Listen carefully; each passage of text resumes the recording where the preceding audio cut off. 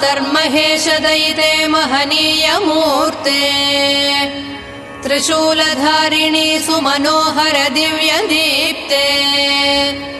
श्रीचक्रराजनिलये श्रीमत्सिंहासनेश्वरी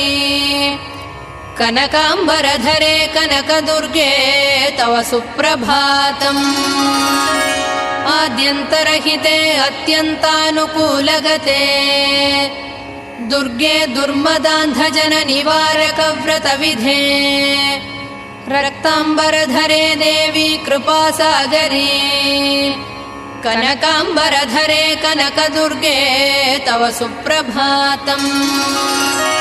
महारौद्रे महामनोहर स्वरूपे सृष्टिस्थितिलयादि महाकार्यकलापे महामूलमन्त्रार्गते भवभीतिहरे